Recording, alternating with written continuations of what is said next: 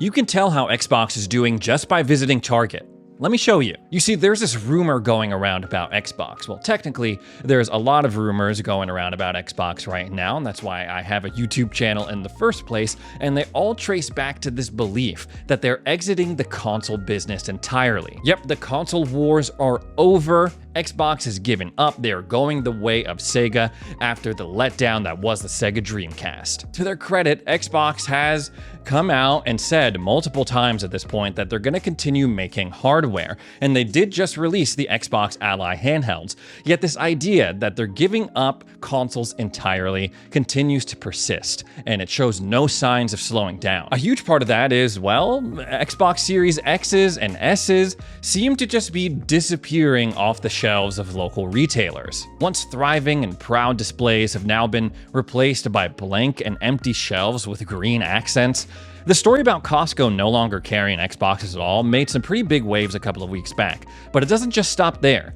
People are also speculating that Sam's Club is doing the same thing, and now the eyes of gamers everywhere are on Target. Word on the street is that Microsoft is so bad at selling Xbox consoles, their decisions over the past couple of years so befuddling, confounding, that Target has just decided to give up on selling anything having to do with Xbox and dedicate that space to PlayStation 5 and Nintendo Switches. I've seen so many threads on Reddit and on Twitter talking about the doom of Xbox and how this is further proof that we're about to be in a console market dominated by Sony and Nintendo. I've noticed that enough time has passed and enough posts have been made that the pendulum has swung back the other way. Not so much people defending Xbox's recent decisions, no, but they're just getting tired of seeing the same doom posting. I'm starting to see people accusing these posters of karma farming, just trying to piggyback off of all of these other rumors that aren't even verified to get some internet points. If you're a weirdo like me and like to just casually scroll through the comments of random internet threads,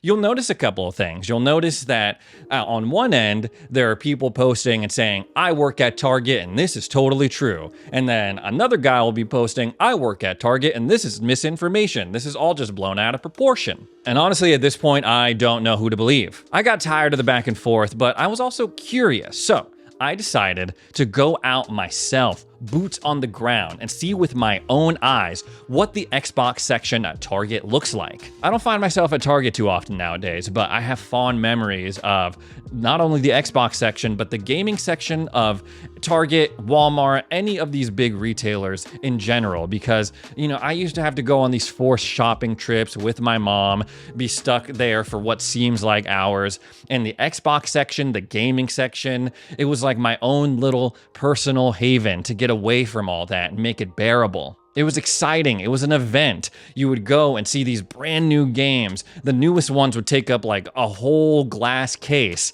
because they had to have so many copies stocked. This was back when physical games were king. Surely it cannot be all that different. Well, I went to 6 different Targets in a 20-mile radius, and here's what I found. I was feeling pretty positive heading into this trip. First of all, I never do videos like this. A lot of the times it's just me reacting to different news and things on the internet I see about Xbox. So creatively, I was like, okay, this is something different. You're gonna come along with me in this journey that I'm taking to investigate the truth about Xbox gaming sessions at Target. But what I found ultimately was pretty surprising. The first Target that I went to, I pulled up to the gaming section. There was a big ass display, a whole couple of aisles dedicated solely to Nintendo. I noticed that they had consoles stocked, physical games. They had a big old nice looking TV with 2 Switch 2 controllers so you can try it out for yourself. But I'm not here for the Nintendo section. I'm here to see the state of the Xbox section. Walk past the Nintendo aisle, walk past the PlayStation aisle, smaller than Nintendo, but still they had a nice TV. I saw a PS5 Pro on display. And then I got to the Xbox section, and it was totally different from not only what I remember growing up as a kid, but also from the other 2 sections that I just walked past. There were no Xbox consoles stocked, no Series X's, no Series S's. They had a variety of accessories like storage cards, headsets, multiple options for your Xbox controller. They had a replica of Master Chief's helmet. and a couple of other random things like a Minecraft fridge. No physical games, just cards that you can redeem for a digital copy. And that was about it. But I thought to myself, this is just one branch, one Target out of hundreds just here in California. Surely if I keep going, things will be different. But as I went to the next 5 branches, the next 5 Targets, it was more or less the same story.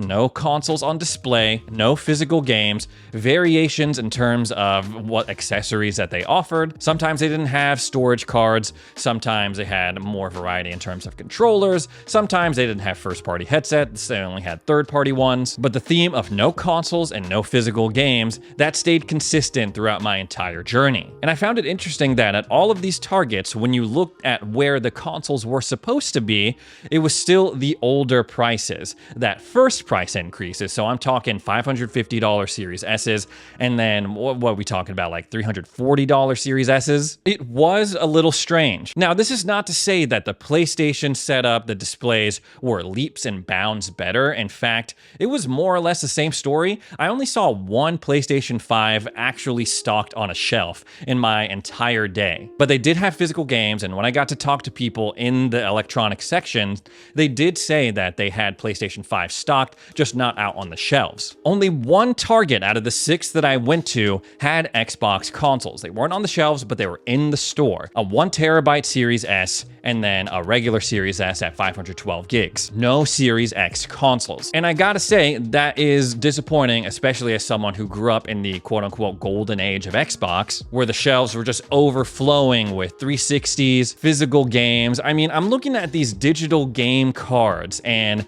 you know, they got a couple of first-party Xbox games on there. Indiana Jones, Forza Horizon 5, no Halo Infinite, no Starfield. If you were to go back 3 years ago to 2022 and tell me that if I walked into a Target, I wouldn't be able to buy either a physical copy or even like a card to redeem for Starfield, this game that cost $1 bajillion and was marketed as the game of a generation, I wouldn't be able to buy that at a local retailer, I would say you're crazy. But this isn't 2005 anymore. This is 2025. By far and away, the platform with the biggest presence at all of these Targets was for sure Nintendo. There'd be times when I'd walk into the electronics section and there'd be a whole thing before we even got to the different aisles just dedicated to Mario Kart World and showing off how cool Nintendo is. Which I guess makes sense because, yeah, they did just release the Switch 2, that's the hot new thing right now. PlayStation 5 and Xbox Series X and S, we're towards the end of that life cycle right now. So what does this mean? Well, not much, because there are 1,989 Targets in the United States, according to Google, and I went to 6 of them. There's no way that I can draw a broad conclusion based off such a small sample size. But I do wonder, if I was to go to those nearly 2,000 different stores, how many of them would have Xbox consoles on the shelves? There are some reports already coming out and refuting the whole, oh, Target's pulling stock rumor, like this article from Windows Central that references Destin calling a Target and being told to their knowledge that they don't think Xbox products are being pulled. Major Nelson chimed in and said he found hardware at his local GameStops, and Windows Central got a statement from Xbox saying Target remains a committed partner of theirs, not to worry. But this doesn't change what me and a lot of other fans of gaming are seeing at their local retailers though. I went to 6 different stores, only found 2 Xbox consoles. And if you're making a game time decision like, oh, I'm showing up to Target, I want to buy a console, and Xbox is just not available, you see a PlayStation 5, and year after year, more and more Xbox games are being made playable on PlayStation, why not just get the thing that's available? Nintendo obviously has the biggest presence, and the fact that I only saw one PlayStation 5 on display, you know, it wasn't like PlayStation was, again, dominating the retail battle here. I do think it's important to note that the few people that I got to talk to who worked in these electronic sections point blank said that they sell more PlayStations than they do Xboxes. So that's what they prioritize in terms of their stock. That's anecdotal evidence. Don't take it as a hard and fast rule. That's just what I found in my own little boots on the ground investigation. Does this mean that Xbox is cooked? Xbox is dead? There's not going to be any more Xbox consoles anymore? No. I do believe that Xbox is still very much going to be part of your local Target retail experience. But again, I can't ignore what I saw. These Xbox sections were pretty dinky, pretty bare. Is that truly the worst thing in the world, though? Again, I don't really find myself at Target too much. I don't go out to the Xbox section at Walmart or Target as much anymore. I just buy most of my games digitally, or I downloaded them through Game Pass. It's been ages since I went to GameStop or somewhere to pick up a used Xbox game. And the hard truth is, yeah, most people own their games digitally. It's like an insane split when you look at the numbers. I'm not saying that's the best. There are so many disadvantages to digital only ownership. I will acknowledge that. That's just the way it is, though. Combine that with reports that we were hearing, just a couple of years ago about Xbox shutting down their physical games division. They're starting to produce more digital-only consoles.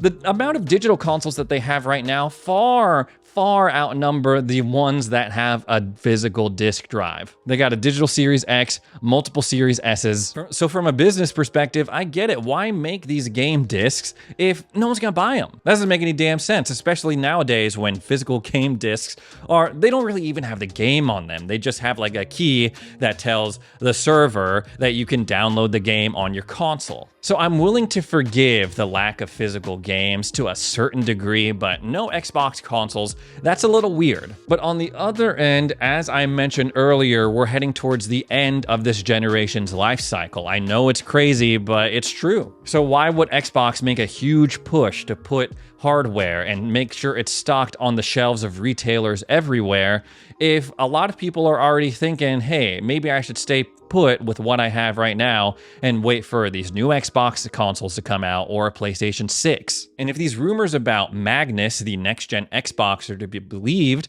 and it's going to be more like a PC versus a console, why even bother pushing more consoles out there at all? If you're going to move on to making PC-only games, it just seems weird if you're going to make that pivot. The goal right now for Xbox seems to be launching handhelds, PC console hybrids, and then making sure that your old games work on that. There's some layer of backwards compatibility. And if that's the case, I don't understand why they wouldn't just cut the cord entirely and save costs on development and just say, hey, focus on making PC versions of your game, and that is it, including to their first-party studio. But say all of that is true, say Magnus comes out and it is awesome, it's a phenomenal bit of hardware. Are we going to see these Xbox sections at retailers come back to life? Like once Magnus comes out, will I be able to walk into a Target or a Walmart and see it on the shelves? From just like a perception point of view, it would be helpful. There's all sorts of crazy rumors going around about Xboxes right now. Would it kill them to spend a little extra money to make sure that every section at every retailer has, like, even if it's not big, just a small, nice, and well-stocked Xbox section? Project strength, project confidence, even if behind the scenes things are going crazy right now. There is another conclusion to be drawn from this, though. Maybe I'm just overthinking this. Maybe instead of going and seeing if there are Xbox consoles at my local Target, I should just stay home with the Xbox that I have right now and play my games. Enjoy what I have in front of me instead of worrying about the future, worrying about things that I can't control. Maybe that was a lesson that we should take away from this all along. Anyways, guys, that's all the Xbox stuff I got to talk about today. Thanks so much for joining me for another edition of Xbox Ready. If you made it this far into the video, consider subscribing. Thanks again for watching, and we'll see you in the next one.